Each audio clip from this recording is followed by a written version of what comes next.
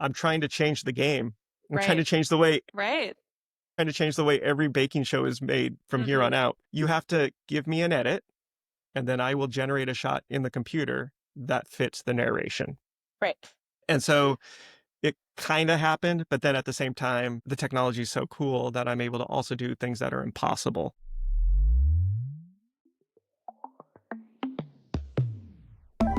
Hey everybody, welcome to the Unscripted Files. My name is Madelyn Cunningham. I'm a development producer in the unscripted industry, bringing you candid conversations with the minds behind your favorite form of entertainment. Today's episode is with a director of reality TV. How does that work? We know how it works in narrative. We have a pretty good idea. So how does it work when things aren't so choreographed, aren't so scripted? This particular director cut his teeth on Big Brother with nearly 300 episodes, and most recently has done Perfect Match, which is in his third season, as well as Claim to Fame on ABC, the format that we talk about a lot on the show because it's so fresh, so fun. A lot of development producers really, really love it. We get into the emerging tech that he used on a baking show called Killer Cakes and how he's trying to implement that new technology into his other work.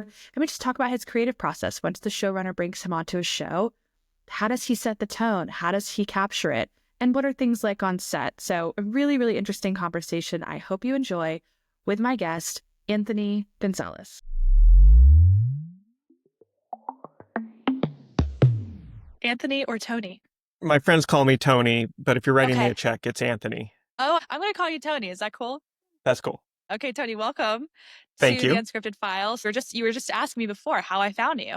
Yes. And I am always trolling on IMDb, seeing who's making good stuff. And Claim to Fame actually brought me to you because it's a show that I really love. Every development producer I know is talking about Claim to Fame, what a great show it is. And you were listed as a director on the series. I go to your page, I find that you've done Perfect Match, Celebrity Prank Wars, Tiny Food Fight. I'm literally reading directly from it. Prank Encounters, Man versus Bear, Dance Moms, My Crazy Birth Story. I mean, and then Big Brother. How can we forget Big Brother? I mean, you have just a crazy amount of credits. I think most of the general population understands what a narrative director does, but I would love to really dive in with how what you do is unique when it comes to the unscripted industry. Sure. So I start with tone. And so I try to figure out what the tone of the TV show is. And so if it's a competition reality show, but a mystery, I try to think, how can I incorporate elements of mystery visuals into Claim to Fame? How can I make it feel voyeuristic and real, but still like what's the tone of the show? I'm constantly asking, what's the tone? For Perfect Match, I'm like, what's the tone of this show? And it's oftentimes like a dating show, the tone is the same. It's, fun, it's sexy. And then, yeah, a little competitive. So it's just trying to figure out, I like to approach it from how can I use the visual tools that I have available to me to make the show visually interesting and stick with the tone.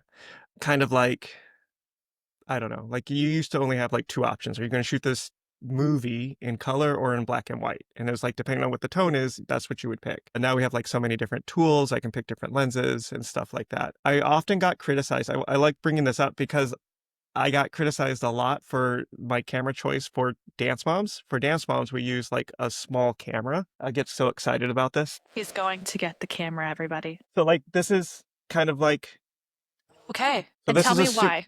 okay. Yes, of course. So, so high definition was invented. You could definitely shoot things in high def for Dance Moms. When I finally figured out what the tone of Dance Moms was, it was basically going to kids' dance recitals. And so in my mind, I was like, I don't want to go into a dance recital with like a huge ENG camera. I don't want to take a red. I don't want to take prime lenses. I don't want to take all these things. No, what I want is I want my cameramen to kind of look like they could potentially be Right. Just like small footprint, not super, invasive. The camera he's right. showing is about the size of my forearm, you guys. It's like super low footprint, low Yes, profile. it's like what you're in the 90s. It's like what a 90s dad would bring to a Totally.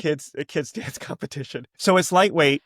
It's high def, but yeah, it does it. And the quality of it isn't, I wouldn't say it's not like a Red or an Alexa quality, but it's still high def and it's lightweight and it's easy and there's a lot of auto functions so that you could chase these kids around. And when the show got popular, they're like, "Oh, should we change the camera?" And I'm like, "No, I don't think you should, because part of the, I think, secret sauce or je ne sais quoi about the show, what makes the show popular, is that we're able to follow these kids and these moms wherever they go without kind of really being stopped." So I'm kind of proud about choosing. So like, I don't always just choose like the newest, latest, greatest thing. I try to figure out what's best for the show. And then how can I use that?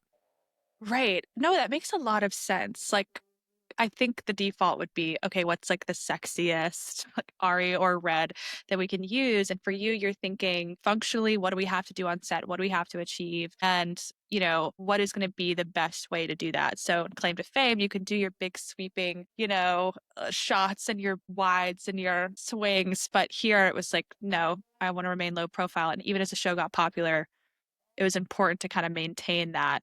And so then how are you working together with the showrunner to really bring the visual tone of the show to life? Oftentimes I'll have an idea about the show and I'll bring that idea to the meeting. A lot of people don't do this. A lot of people are, it's counterintuitive, but a lot of people will come to the meeting and be like, "Hey, you just read all my credits, right? You like those shows.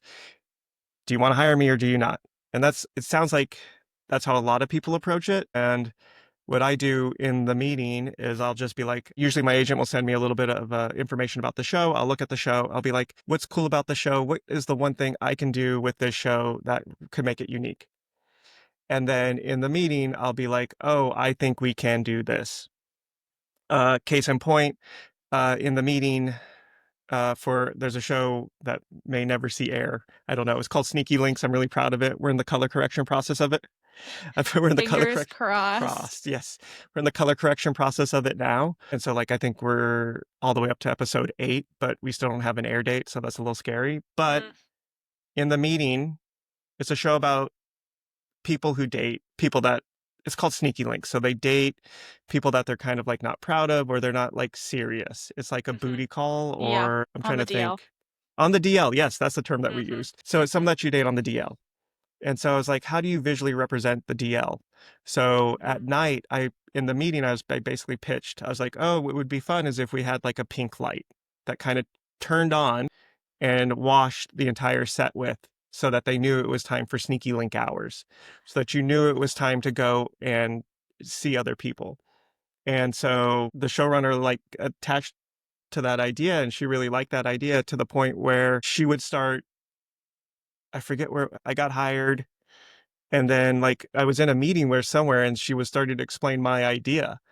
And I was Mhm. like, and so in a good way, in a way, like she latched onto the idea, she liked the idea, and then just kept going with the idea. And then that's how it entered into the show. So I just try to present as many good ideas as possible, or as many ideas as I like. And then some of them will go and some of them won't.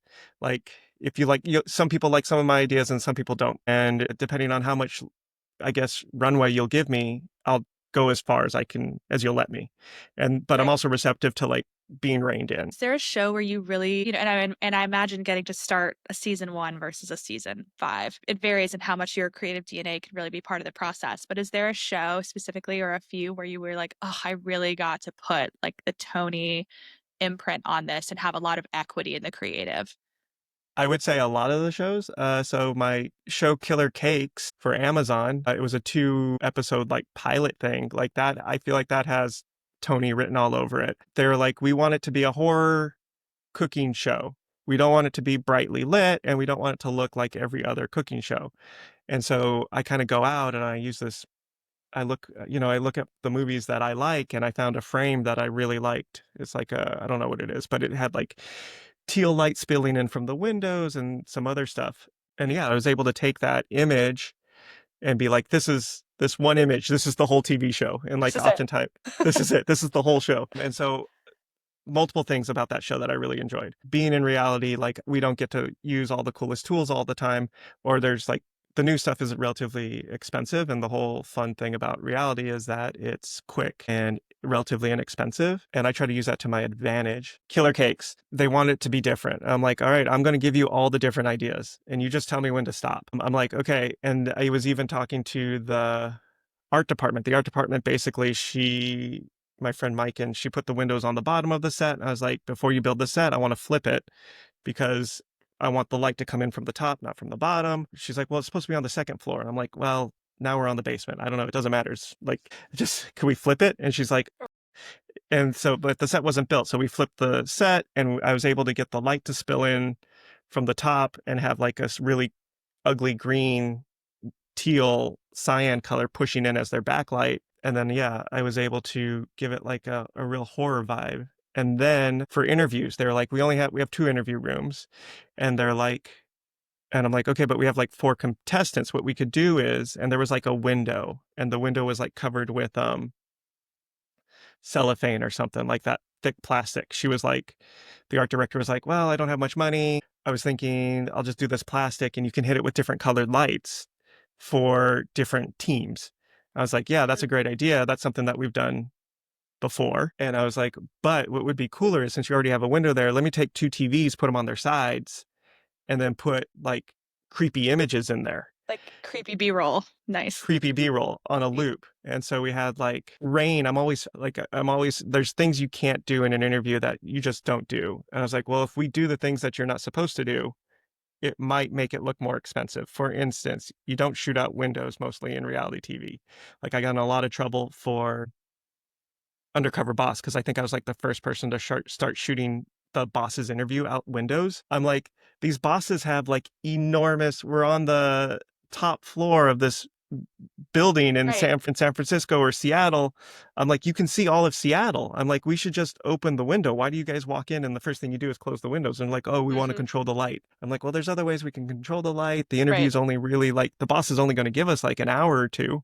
The light's not going to change much in an hour or two. And so they're like iffy and they're like, I guess so. I'm like, well, just ND the windows. And they're like, you're going to see the bubbles on TV and blah, blah, blah, blah, blah. Because it's not like we have, it's like an AC who's doing the window tinting, not a professional gaffer. So every contestant has a different interview look per se. So the windows, so rain, you can't shoot out windows. B, you can't shoot in the rain.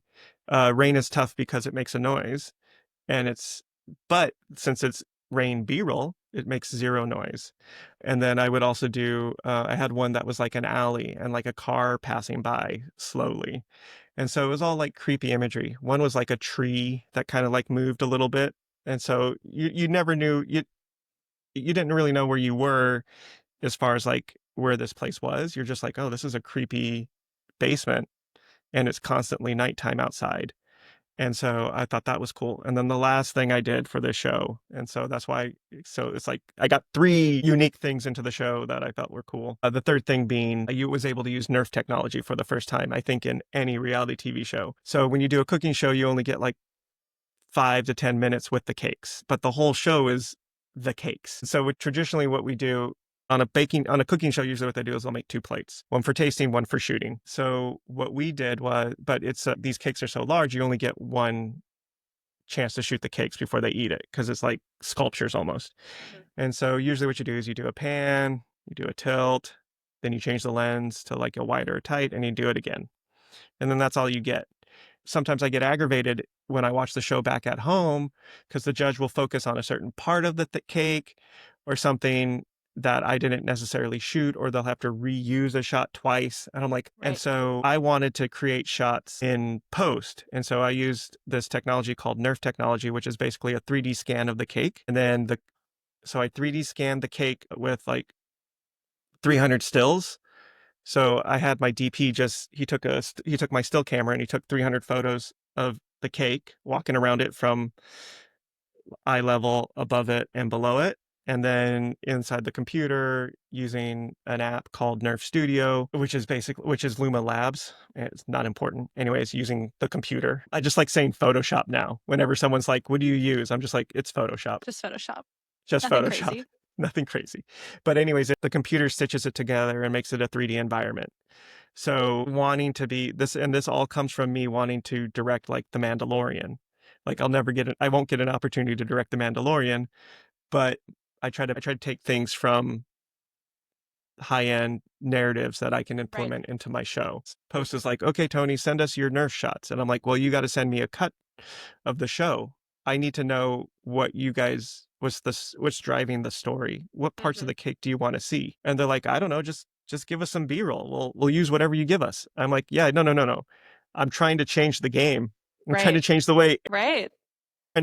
every baking show is made from here Mhm. on out. You have to give me an edit, and then I will generate a shot in the computer that fits the narration. Right.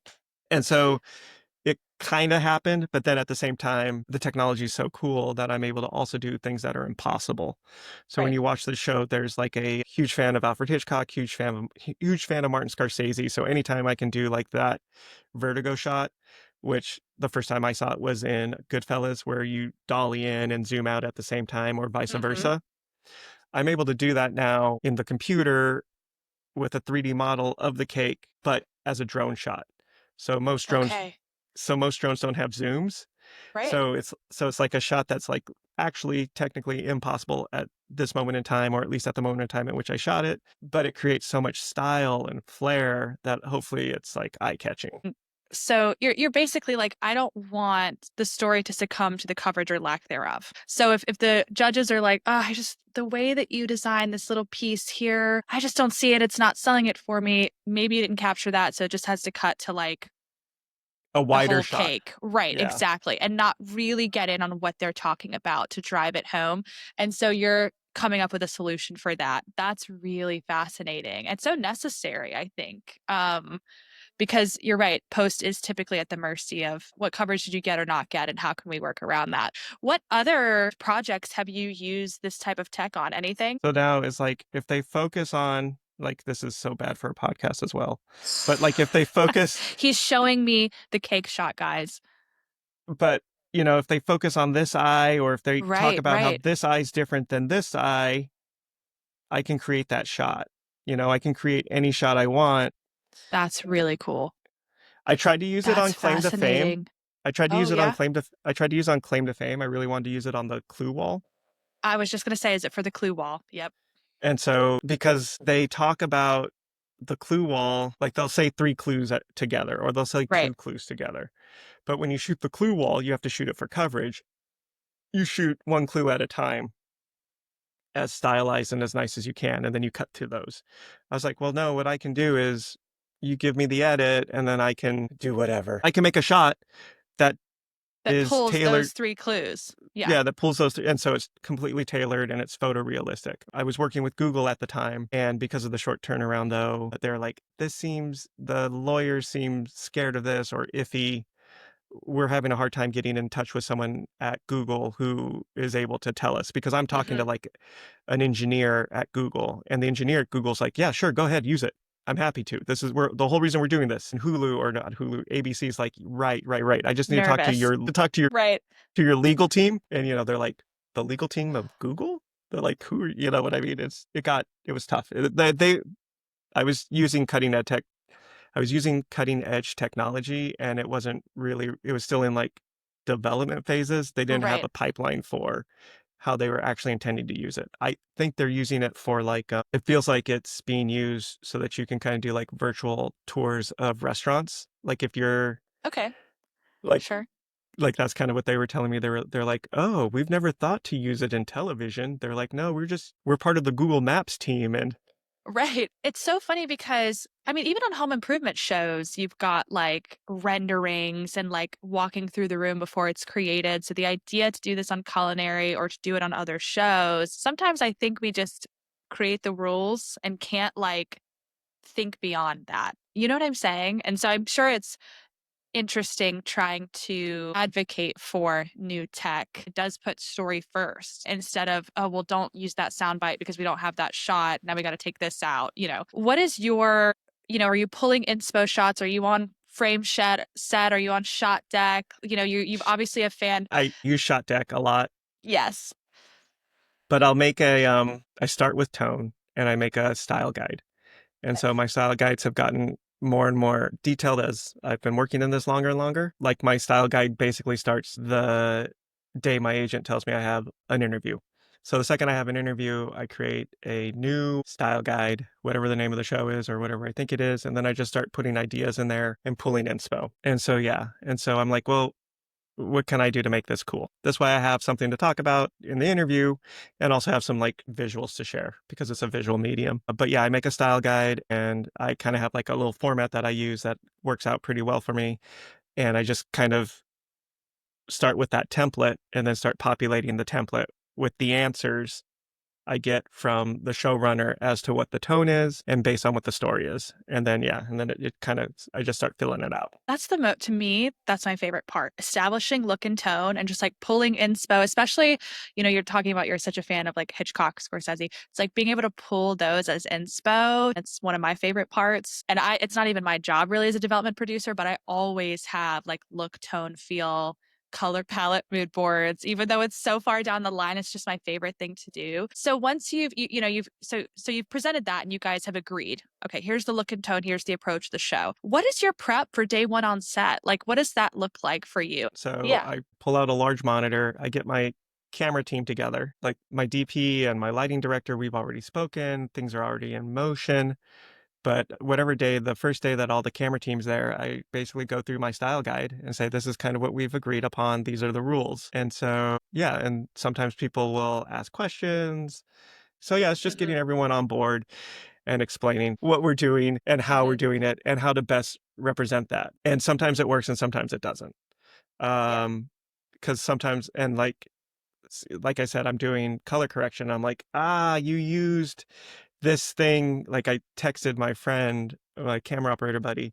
I'm like, dude, I'm watching the show and I come up with these filters. I'm looking to see if I have my filters. Basically, I've been creating custom filters recently. I started doing this on Prank Encounters, but I change out the aperture. So I really want the show. So I want to know that it's my show, right? And I want to be able to point to one thing that is my fingerprint. And one of those things is my custom apertures. In Claim to Fame, I made a star. For Perfect Match, I made a heart. And so if you watch The Wine Room, if you go to The Wine Room season 3, and you see them dollying, the cups, the wine bottles, the bokeh is star shaped. It's not circular. Awesome. So in Claim to Fame, when people are falling in love, I use a heart filter.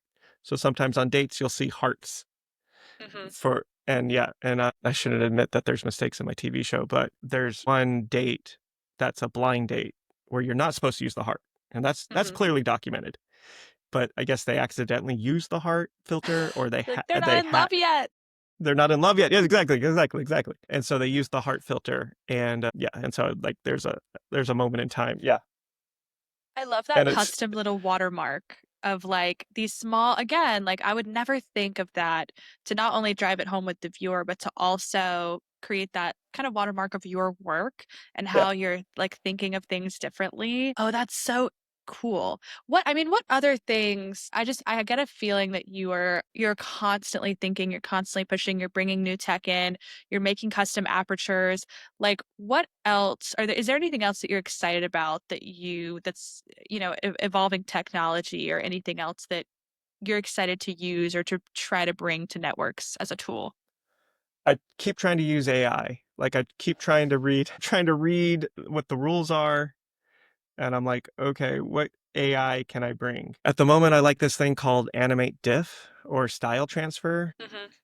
My son skateboards. And so I'll film him skateboarding and then we'll post him skateboarding. And then what I do is I'll take that post or whatever that edit is, bring it into the computer and then turn it into like an animation style.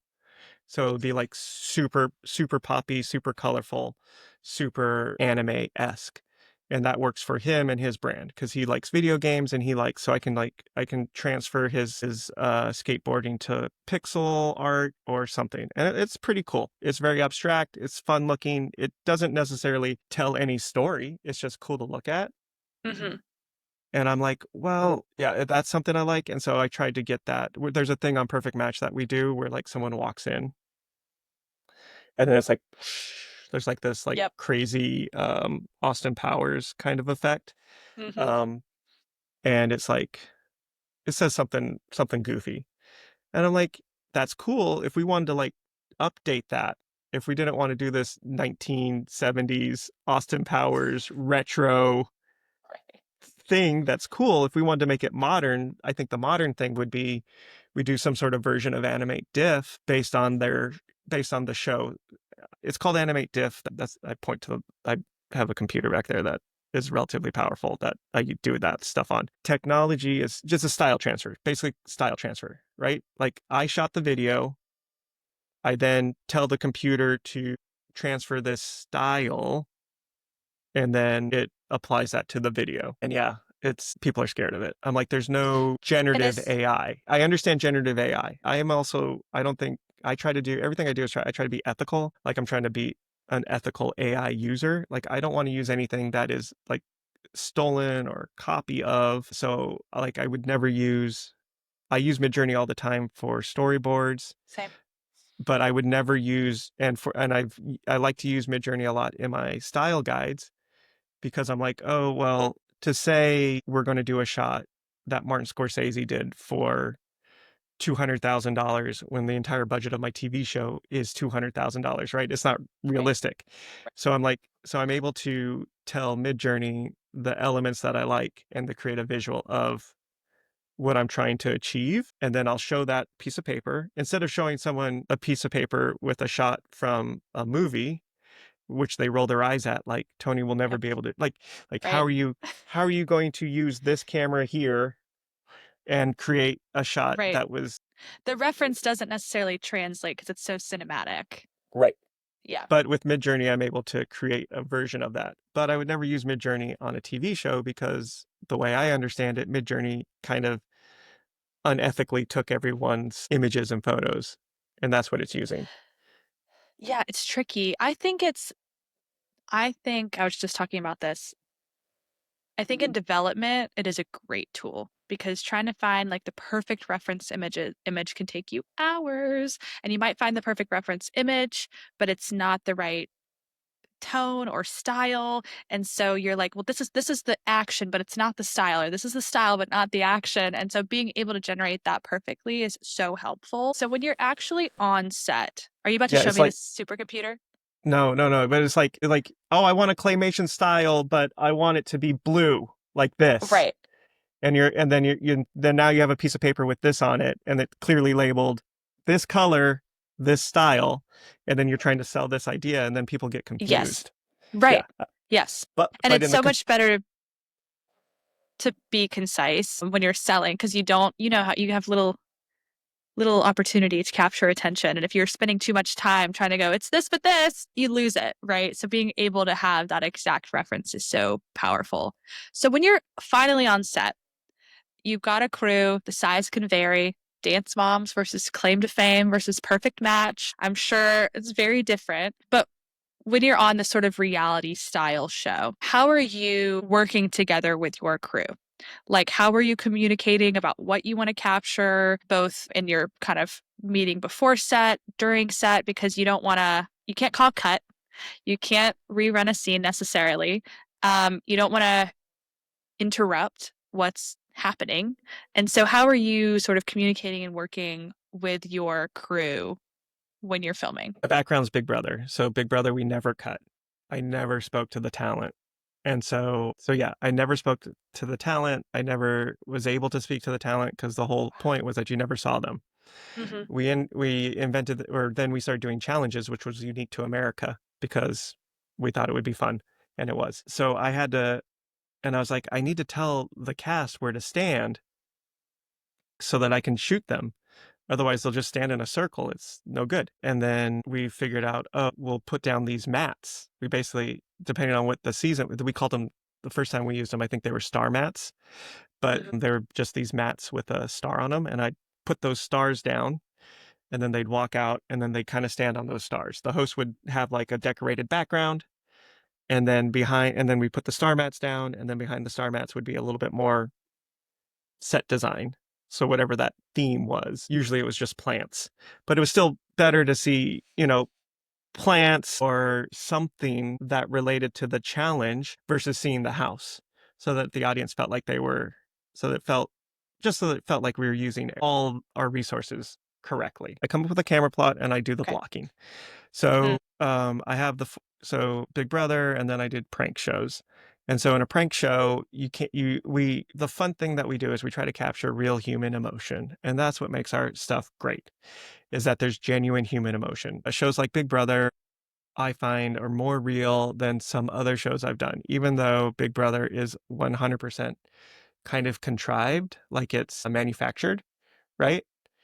But the emotions that the people are feeling are so real. Like they genuinely believe everything they're saying because that's their life at that moment in time. And when you say contrived, you just mean like this environment that they're put in isn't a realistic situation. Right. Like in This reality, ecosystem. yes, like no, yeah, like normally people get to go home. And on Right. Big Brother, they don't go home. There's no Yeah. reset, there's no cell phones, they don't get to look at the news. They have no idea what's going on in the real world. They're only focused on what they're trying to do. And it strips all the distractions away. And then it's just like pure emotion. And so I find the shows that kind of stick to that, just capturing the realness of it, work best. So if we're going on a date, I'm like, okay, this is where the date is. If we put the food here, the cast will come and sit down here. And so without necessarily telling them where to sit, there's like no other options. And so that's the same thing with like in the prank world, what we would do is you basically have one person you're trying to scare and you have like a bunch of actors. How do you get this person to sit in the chair you want him to sit in? Basically, you just have the other actor sit in every other available seat. And then like human nature, you'll just be like, oh, I guess I'll sit here, right? And it feels natural, and you don't feel like you're being told where to sit. Right. And so I feel like a lot of that. A fun Okay, so rule the that focus on the setup, yes, right? So you're trying to set the scene basically and allow it to unfold with very little interference. I'll talk to the host, but I rarely ever talk to the actual cast. And like I'm okay with that. Like the producers talk to the cast. But yeah, I never talk to the cast. And if I hear a camera person talking to the cast, I'm like, hey, that's not how we do it. We don't, please Interesting. let's not talk to them. We're just here to observe. And so I try to, Oh, so you I'm a don't want to big, create any sort of relationship there. well, so yeah, you bring up a good point, right? Like if it's a dating show, like the person on the date needs to feel like they do have someone they can talk to, and they do have someone they can talk to. They can talk to the producer. Don't talk to the camera person. The camera person doesn't know what's going on all day. They're not, I mean, I have the best camera people in the world and they do listen to the story and they do tell me things like, and I try to get them involved. Like if I do talk to them about anything, it's like, what's happening? I'm like, oh, is she upset? And they'll be like, yeah, Tony, oh my God, she just saw what's his name kissing so and so. I'm like, well, did you get a relationship shot of that? Did you? And they're like, oh, yes. And so like, Right. I did. I did. Here it is again. When it seems like it's all a part of you, even you were referenced, I'll go back to the dance moms of like, how can you ensure that even if you have a crew and multiple cameras, your footprint, whether that's physical or emotional in the space, is as minimal as it can be? Yeah. I'm a big fan of Star Trek, and there's this thing in Star Trek called the Prime Directive, and it's kind of like how I try to live my life. It's basically we're just there to observe and, no judgments. Okay, so I had a question of how do you influence the narratives and the things that play out on screen? And you're basically like, if I do my job right, not at all. Not at all. Yeah, Not at all. Okay. I should not influence the story at all. My visuals should help elevate the story. Every tool that I'm using is in service of telling that story. Like, oh, okay, this person's mad at this person. Can we get a relationship shot? Yeah, but I don't want them to feel like they're actors. I don't want to do entrances more than once. And yeah, once we do that, like, okay, go ahead, walk in, go find the instructor for the date, go do this, go do that. Once we say go, then yeah, we don't do anything until basically our time's up. And then someone comes in and says, your time's up, date's over. Do you mind just saying something and walking out, saying, just let us know if you had a good time or not. And then they walk out and then they land into an interview and then they're in the interview and then we're doing OTFs. Oh my gosh. Well, let's talk Big Brother. You mentioned it. You kind of cut your teeth on Big Brother, right?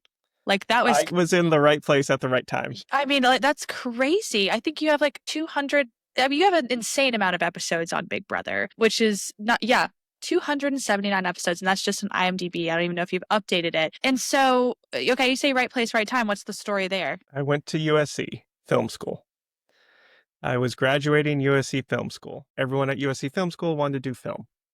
The story I like to tell is that on the first day of school, they're like, "Who are your favorite directors?" I'm like, "Quentin Tarantino," and they're like, and like in another class, they're like, "Anyone see any good movies?" And everyone's like, "Sex, Lies, and Videotapes," and they're naming these like obscure independent movies. I'm like, "Well, I saw The Rock. I thought The Rock was amazing," and they like all turn their nose at me and laugh. I'm like, "Okay." And I was like, "Well, whatever. I want to do television anyways." And they're like, "You're at USC Film School and you came here to do television?" I'm like, "Yeah, I really like Boy Meets World. I want to direct Boy Meets World." So that's like my story. And then I'm graduating on my instructor, the head of the television department. He got a phone call from his friend Don Woolman, and Don Woolman was like, "Hey, I'm looking for college kids. Do you have any college kids who would want to be in this new thing called reality TV?" And he was like, "Oh, hey, Tony, you should go talk to my friend. They're looking for like college kids to do this new format called reality TV." I'm like, "Okay, cool."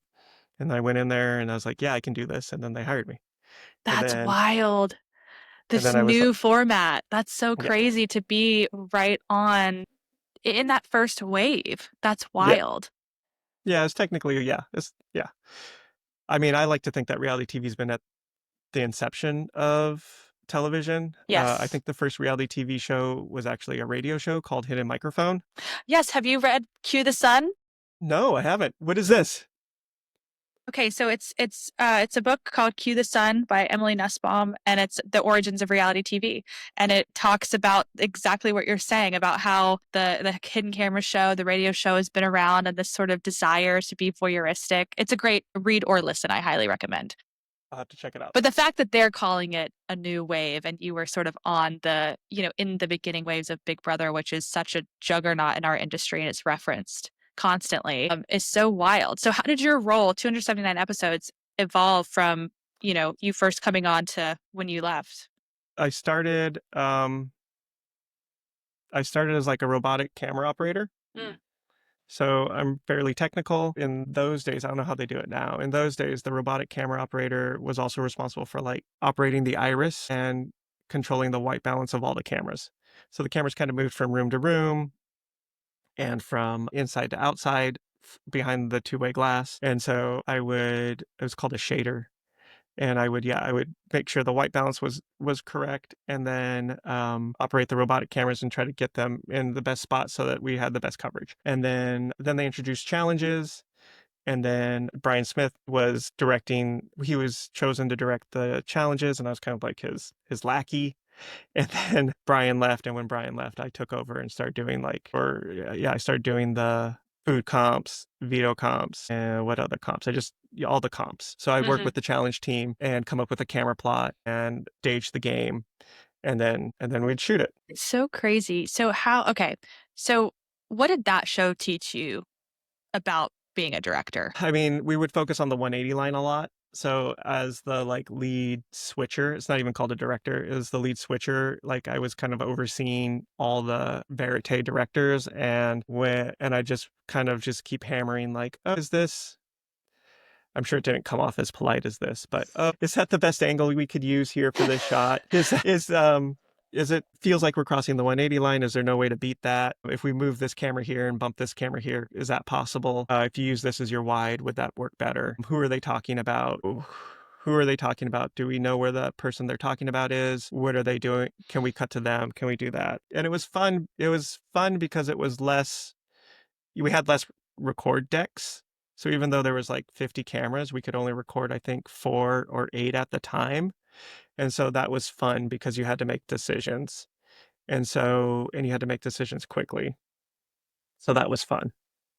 And so quickly coming up with a camera plot. So coming up with a camera plot instantly. So they would come and they would sit down, and then you instantly have to come up with a camera plot and coverage instantly without knowing who was there. And so I think it taught me how to come up with camera plots pretty quickly and how to do it relatively fast in my head.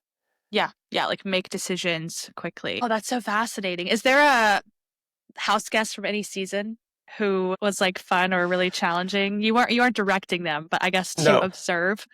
Well, Evil Dick was fun, Evil Dick. but he would stay up super late, and selfishly, we have a food competition at like whatever. Like the food competition has to shoot at this time so that it could be at edit by noon, so that it could be on air the next day. And so it's like, Dick is awake. What do we do? And it's like we have to adjust our whole schedule to Evil Dick to like keep the camera team working. And I'm like, we got to send these camera people home because I need them tomorrow to have Right. Because there's eight. rules about like when you wrap and when you can call the next day. Like we got to move. That's so funny that there's not, I guess there wouldn't be like rules of like lights out. Now No, you know because why they do it on Love Island, because it's like, go yeah, to bed, guys. Like, go to bed. Yeah. we got to keep our day. That's so funny. Wait, is he known as Evil Dick, or did you call him Evil Dick because of his sleeping schedule? No. That's his. That was his moniker. He was like a rock star. He worked at like, I don't know. He worked at some place in Hollywood, and he was like an aging rock star. Got it. Okay, that's so And he had funny. like flame tattoos, and he called himself Evil Dick. Incredible. But I think the best, I mean, I'm like season 1 through 10. Like I'm kind of a expert on season 1 through 10. As things go on, it's harder. I'm a big fan of the Janelle and Howies. They were cool. And then I forget his name. I think his name was Dan, but he faked his own death on like a celebrity, on a master stroke of reality television. Yeah, he was great. Well, I feel like that goes down in history as like one of those moments. That's Yeah. so wild. Claim to Fame, we've talked about earlier. It's such a clever format. You know, it's like it's celebrity adjacent for those of you who maybe don't watch or don't know the premise. It's where a house full of 10, 12 strangers come in and you're trying to figure out what celebrity or notable person they are related to. And they are creating their own fake storylines and maybe even their own names, and they're rolling out clues throughout the entire series to try and figure out, this person's related to Reba McEntire, and this person's related to Trace Adkins or whatever. And it is hosted by Kevin and Frankie Jonas. Makes sense, right? They're celebrities and related. So what was it like working with them, and why, like how, I feel like they influenced the tone of the show a good bit because they're like very funny and they kind of talk about the whole like forgotten Jonas trope. Like, how is it working with those two for the show? I mean, amazing. They're on time. And we love that. Yeah, we love that. They're on time, and they know their host copy, and yeah, and they're engaged in the show. So I mean, very easy. Even them, I just like the producer, Scott, kind of preps them, tells them what they're doing and what the points are and who did what that day. Like I have no interaction with them. He'll like disappear for an hour and talk to them, and then they basically show up on set, and then through their ear I just say, all right, and go. And then they start, and then I'll be like, hold on 1 second. Like I'll just tell them to hold, and then they'll hold, and they'll stand there and they'll just look, and then we'll build tension. We're like, okay, and go again. And then they'll be like, and so you're eliminated, or this or that, Okay, so they're bugged in with you.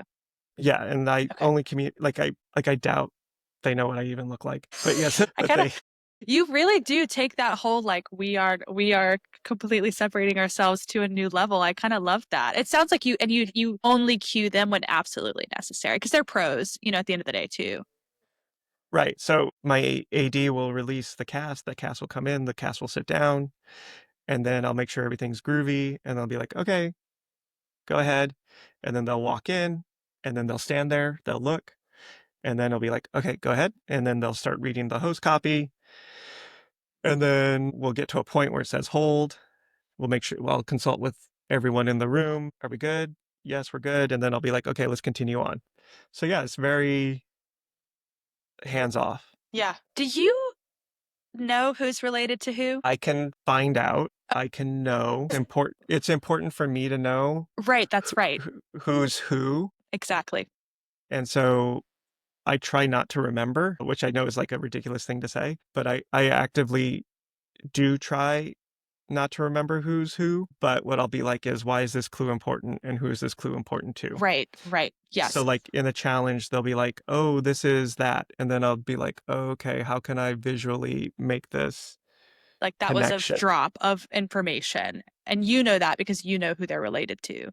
Or how Right. did they, Yeah. Freudian slip something that you caught because you know. That makes sense. Yes. You're working within a lot of constraints a little bit. So, unless you really get a lot of freedom to take it, but not only, creator, showrunner, producers, production company, every network, every streamer has their own tone as well. We know Yeah. ABC is very four quadrant, Netflix, a little sexier, can push the envelope a little more. You're not doing any crazy contrast lighting in your interview setups on ABC, but maybe you can get away with that on Netflix. So you're also working within the stylistic confines of the network or streamer. What was the case on Perfect Match? Is that something where you really got to? I think I went a little too far. They gave me a lot of freedom season 1, and I might have gone a little bit too Why? far Why do you with. say that? I was just like, I wanted it. I was inspired by Too Hot to Handle, and I was like, oh, Too Hot to Handle's using all this neon and all this Mm-hmm. fun colors. I was like, oh, I want to use this. And they're like, you can do neon. We just don't want to see the neon tubes. I'm like, no problem. And then it was like, I had like really bright, I don't know. There's some scenes that were like, I had like a fake moon, and I made that fake moon like a really crazy blue. And so, Are you a creative if you don't look back on your work and cringe? It really, you know what I mean? It has to happen. you So I was think? just watching it today. I was catching up on Perfect Match today. It's What so funny. episode? What season? I'm on the season with I think it's the latest season. It's with Harry Jalsey. Yes. Yeah. Yeah, you say season 1, you pushed it really hard. And so how did you then kind of scale back and really even out for 2 and 3? I found this photo, season 1. It was like, I don't know, I was into vaporwave. I don't know. It was like during the pandemic, I got really into like video games, Sure. and and so I made it very like, I had like this vision of making it very like Miami hyper Like hyper. Miami, Yeah, hyper cool. real. Yeah. Yeah, which I just call it vaporwave or synthwave. It doesn't Sure, exist. sure. And then it was like, the issue was is that it didn't feel. I think it didn't feel real, and so we really had a come to Jesus meeting and talked about it, and we are like, hey, how can we make it feel more real? So I think when you watch season 2, what you'll see is we use a lot more warmer colors. You'll see a lot more golds and tungsten warm light contrasted with more just white even lights. I still like color. So you'll see on the walls, we have like these fun plastic, uh, like artworks that are custom made. So we have a lot of that. And then, yeah, just trying to make the coming and going super important, of like people who are leaving and coming, so, like having the kapal and the smoke to give it atmosphere, and then the slow motion, and then kind of like that's like hyper real slow motion. And then once they hit that door, then it's like no more slow motion. It's all as real. It tries to feel as real as possible. So that's kind of it. But yeah, we still try to do one thing that we do that some people have a hard time with and don't like, and you would never do on like a show like a network show, is we try to like incorporate as much of the shoulder or the back of the head or as many people in the shot as possible for the close-ups. Like our close-ups aren't just like floating head in space. It's we try to incorporate a little bit of the shoulder so it feels more real or natural. And sometimes I'll get caught and I'll get in trouble and I'll miss something, but I think it's okay because it feels more real.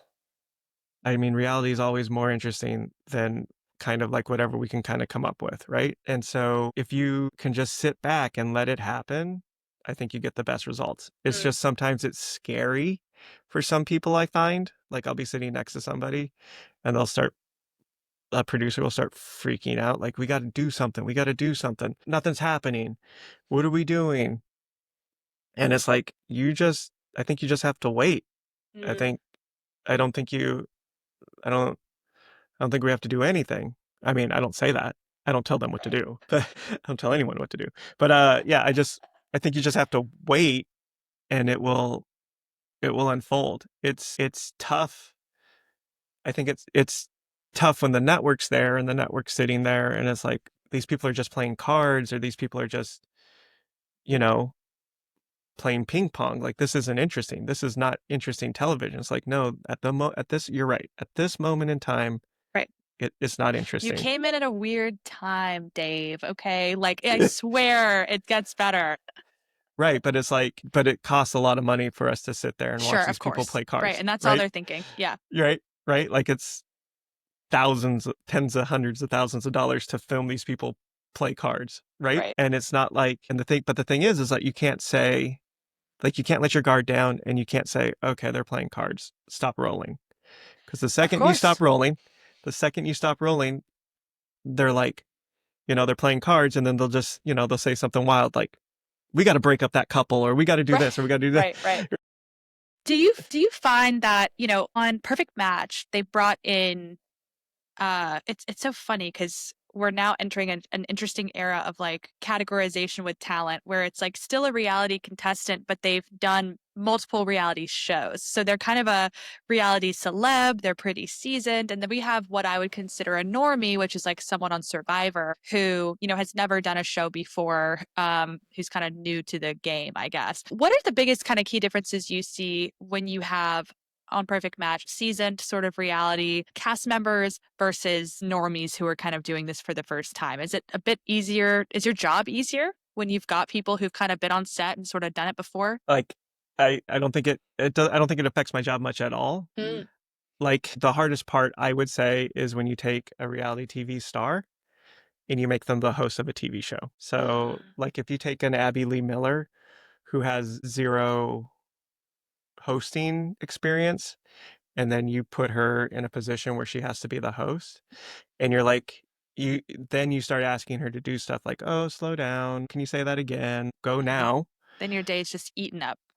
Well, not that your day's eaten up, it's that they tend to be like, they don't want to listen to you because they've never listened to you. Oh, not receptive. I see.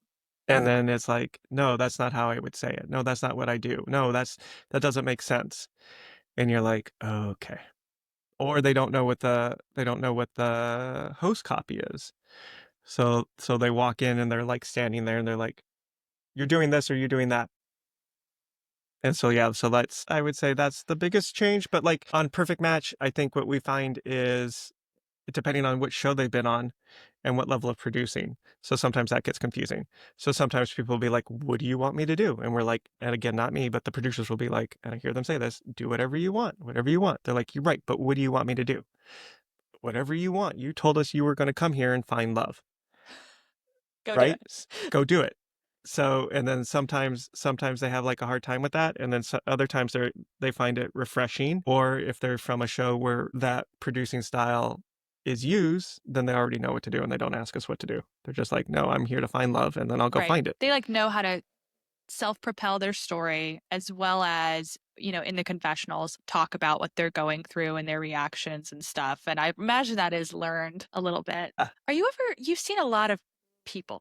I mean, you've studied people, whether it's on Big Brother, I mean, Dance Moms, Undercover Boss, prank shows, where those are like highly funny but emotional. People are in situations they never thought they'd been in. You've got Perfect Match, Claim to Fame. I mean, all these things. What are you ever surprised or shocked by how people act? I think my one superpower is that I know what a person's going to do like 4 seconds before they do it, as long as I'm watching it through a camera. Oh, so you have an intuition. You feel like you're just not shocked or surprised. Yeah, like I'm like, oh, this person's about to cry. Oh, this person's going to stand up and go yell at this person. Oh, this person's going to do that. Like and so I'm like, oh, hey, Susie, what's his name's about to storm off. Can you be ready to stand up and spin around? He's going to go talk to so-and-so. And then 4 seconds later, he stands up, he walks over, my camera operator. I'm like, okay, he's going. She then knows to like spin around and get the person he's going to go talk to. And so, yeah, I imagine that predictive superpower comes in handy. Certainly. But it only works if I'm watching them with like 50 cameras. Interesting. So like in my real life, I have like a hard time understanding. You're like, in real life, I don't know what people are going to do. I have no idea. I mean, are you ever shocked by how well people lied, or are you ever shocked by just how kind of deceptive people can be in general to win these shows or to get what they want? I don't know. I guess I just follow whatever they're doing and what Sure. they're and so I think the more objective you can be, the better it is. If you know that they're lying and who they're lying to, and if you're not shocked by it, you stay more objective, and then you Mm. can help craft shots to show the person that they're lying to or lying about. And so then you're able to better tell the story. So yeah, I just try to stay as objective as possible. Okay. I will Yeah, so admit, it's not you're not labeling things as good or bad. You're no. just like, get it. Okay. And then sometimes, like when I'll watch the show on air or when yeah, like when its show airs, I do get that giddy, like whatever you're explaining. Like I'm like, oh my gosh, that person's lying. I'm like, I get sucked into it after the show airs, not during the show. And sometimes, like if I'm watching the show with a friend or something, they're like, didn't you know that was going to happen? Weren't you there? I was like, yeah, I was there. I was there. And then it's But like, I understand that when your thought process is you're not there to enjoy, you're not there to like absorb a storyline. Your directive and your is clear it's coverage. Like that like and tone and like it's just so you're not reacting to things the same way we would as an audience at all. That makes sense. You're on the clock like and you know your directive. So it's much more I would imagine just like technical and job forward than emotional and trying to remain sort of in the middle is so key to what you do. What's the most difficult decision you've ever had to make on set or in your process at all? no, it's definitely in prep. Like the whole TV show's won or lost in prep. So if I don't have what I need on the day, like it's not going to show up in Tulum, Mexico in 5 minutes, right? Like there's no, like if I didn't think far enough ahead, it won't land there. So, and then, yeah, prep is where all the decisions are made because that's where everyone is. So everyone comes to the table. There's usually a big meeting and we talk about this is what's going to happen. This is what the show's going to look like. This is what the show's going to feel like. These are the things we're going to try to get. And so having those conversations on set are both expensive and not very productive because it's like, if you're like, I want to do this thing by a waterfall on the day, it's like, how are you going to secure a waterfall on the day? But if, 2 or 3 weeks beforehand, you're like, oh, it'd be nice if we did something by a waterfall, you have the time to make it happen. So not, and then I guess the hardest part is trying to anticipate all the needs and everything before you get to set. When it comes to hiring, do you kind of have a go-to crew? I do have a go-to crew. I have a lot of great people that I work with, and it's a bummer when there isn't enough time to bring everyone on. Yeah. So like what will happen is like someone won't be available and then I'll meet a new person and now my roster is, 50 people instead of like 4 people. So it's a bummer when I have to make those decisions. And then it's really the worst part about our business, I think. I know we like to try to keep things positive, but it's all relationship based. Totally. So like I know that I try to be as thoughtful and respectful to like my team because I know um I try to treat them the way I want the people that hire me to treat me. So I try to be as open and honest and as transparent with them as possible, just because I'm hoping that the people that hire me are also as transparent and honest with me. Yeah, And so, absolutely. Yeah, it is tough. You always want to bring people with you, yes, especially when you have a shared language, a shared rapport, and you're just comfortable with each other and how you work. What do you think the future of reality entertainment looks like? There's so much conversation about this right now. I think a lot of it is going to YouTube. I think I think what's fun about reality TV or what was fun at the beginning is that you were interacting and seeing people for who they were. Like you had access to them that you didn't usually have. And now with YouTube, you're kind of able to not only can you watch your favorite YouTuber, but then you can like comment. And if you're lucky, your YouTuber who you idolize will email you back. And so that's something that I feel like we can't provide in reality TV. I like dating shows. I like dating shows. I like competition cooking shows. I mean, to me, it's controversial. I don't see any difference between like a baseball game or a football game versus Survivor or Ninja Mm, Warrior, right? Like in my mind, those are both reality TV shows. mhm. Both are kind of made up, and both of them we kind of follow the Right. storylines. Here's your little Insofar, world. Here's the here's rules your within your world. Like, go. go. May the best man win. Yes.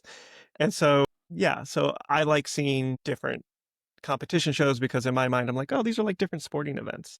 Yeah. And I love seeing love shows because I like seeing how people interact. I'm trying to think of like the narrative shows I watch and how they're fun to watch, but it's like I don't know, when I watch back when MTV used to be a thing, when I would watch Teen Mom and I'd see how like these people would parent, right? I'd be like, oh, that's not how you want to do it. I don't know. I feel like I would always learn so much from reality TV about myself and how to kind of be a better person by not mimicking what the people on the reality TV were doing.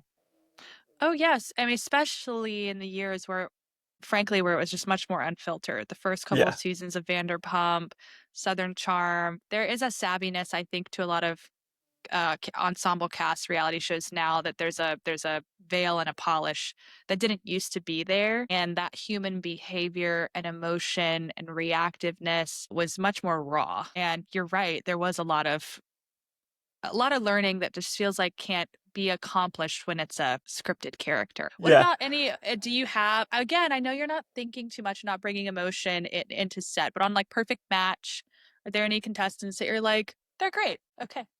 No, no, no. I'm just trying to think. Like, I'm trying to think of the season you're watching. Who's We the got girl okay, we've the got girl with the Harry, bob? we've got Micah, we've got Jessica, we've got I mean, Jessica's the best. yeah, I mean, she's the girl from Love Is Blind who was like, when you see what you missed, you are going to choke. I love her for that. Yes. Yes. Um, we've got Dom. Rom-com Dom. There's my goodness. Yeah, there's a The lot of girl, I forgot her personalities. name. The girl from The Circle with the dark hair. She's like Greek. I think she's really cool. I like Stefan. Stefan seems like he's Oh, yeah. easy. He seems like he's easygoing. Jessica. I like Jessica because Jessica's interesting because she is like pretty attractive, relatively speaking, right? Like everyone would, right? She Mhm. looks. She's good looking aesthetically, and she's really real and down to earth, right? She has a kid, and she has like real human struggles, Right. and so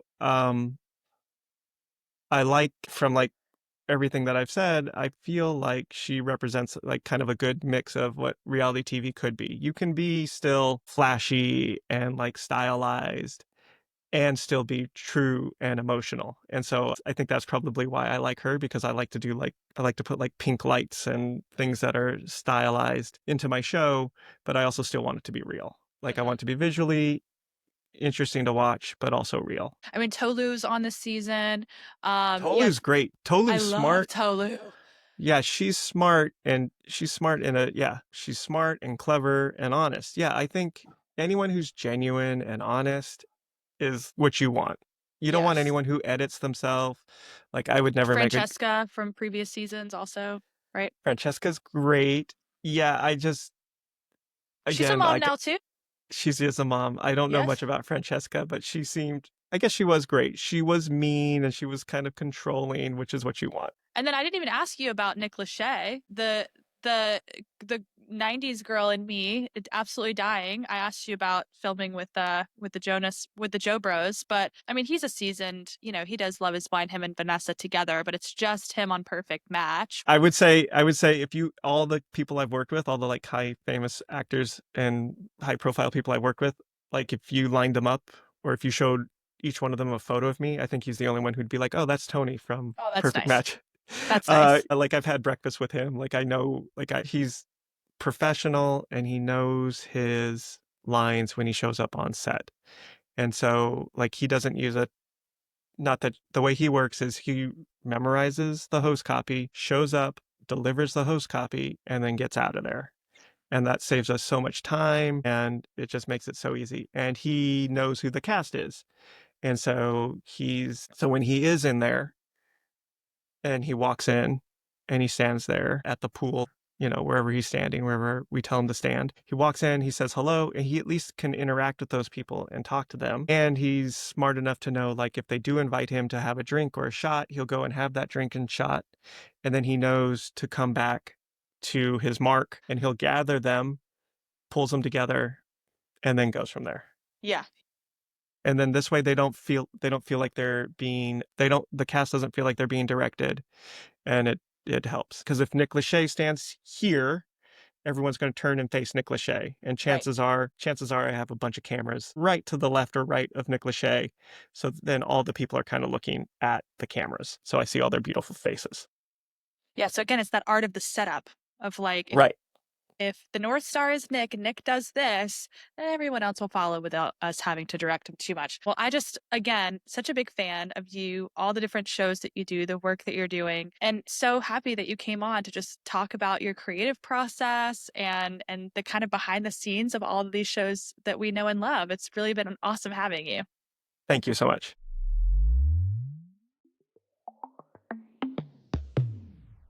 Thank you guys so much for listening. I hope you have a wonderful Friday and a great rest of your weekend. I have so much fun with this show, and I appreciate you guys listening so much. And it just means a lot. I'm getting to follow my curiosity, and there's just nothing better. We've got some great guests lined up. I'm so happy it's spring. The sun is out. The days are longer. I feel like a different human. I don't know about you. I just finished the Bachelor finale. It was unprecedented. It didn't get as wild as I hoped it would get.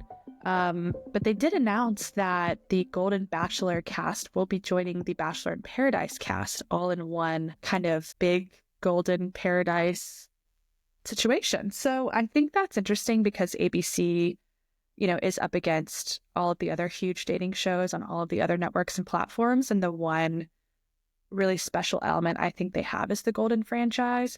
So going to be really interesting to see how that goes. I think it was a good move to bring kind of renewed interest back into the franchise. Have a great weekend. Don't forget, like, subscribe, rate, review, all the things. And don't forget, you can also watch these episodes on YouTube if you'd like. They are available at the Unscripted Files on YouTube if you get a hankering, want to put it on.